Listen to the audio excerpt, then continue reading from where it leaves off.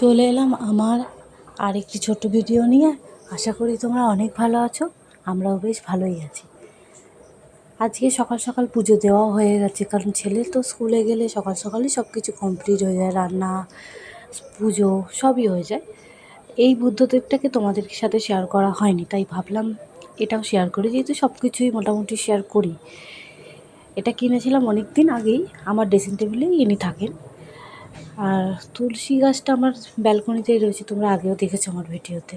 এই তুলসী গাছটাতে বেনারসির যে ব্লাউজ পিস হয়, এখন তো আমরা ব্লাউজ পিস খুব একটা বানাই না, তো সেরকমই বেনারসিটা কিনেছিলাম। তো ব্লাউজ পিস যথারীতি কাটতে হয়েছিল, তো ওটা কেটে রেখে দিয়েছিলাম, ভেবেছিলাম ঠাকুরেরই জামা বানাবো।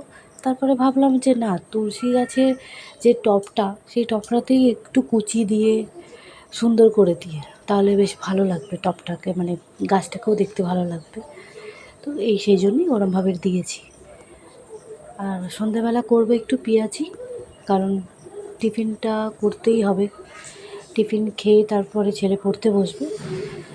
তো এতে দিলাম একটুখানি ম্যাজিক মশলাও দিয়েছিলাম, কারণ ম্যাজিক মশলা দিলে খেতে ভালোও হয়।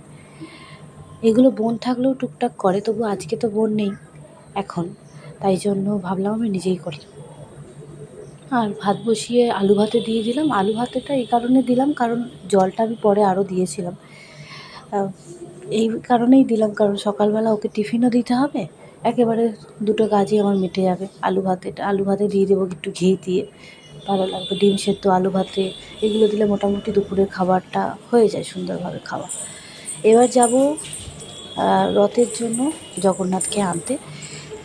যদিও অনেক মানে প্রায় 3-4 দিন হয়ে গেছে, কিন্তু আমার ভিডিওটা দিতে একটু লেট হয়েছে, কিন্তু তোমরা কিছু মনে করো না। এই গেছিলাম যে বাজারে, সেখানেই তুমি রাত্রি 10টা হোক, 10:30 হোক, 11টা হোক, যখনই হোক, পুজোর আগের দিন বাজার সব সময় ওপেন থাকে, তুমি ফিরে আসবে না সেখান থেকে।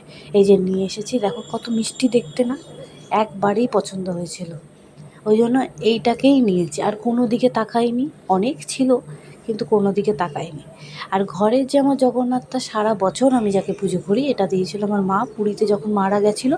সেই সময় আমরা যেতে পারিনি, ছেলের পরীক্ষা ছিল, তো তখন মাকে বলেছিলাম, মা মনে করে আমার জন্য এটা নিয়ে এসেছি বাড়িতে, কারণ ছেলে ছোটোবেলা থেকে বাড়িতেই রথ টানে, তাই জন্য এখনও তাইই টানে।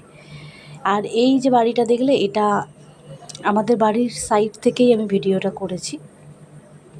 প্রচুর মেঘলা করেছিল আর বৃষ্টিও হচ্ছিল, ওয়েদারটা সুন্দর ছিল, কিন্তু ভয় লাগছিল যে রথটা নিয়ে যখন বেরোবে তখন যদি বৃষ্টি হয়। তারপর দেখি না, তখন বৃষ্টি হয়নি। রথটাকে বোন এইভাবে সাজিয়েছে। চলো টাটা, আবার দেখা হবে তোমাদের সাথে।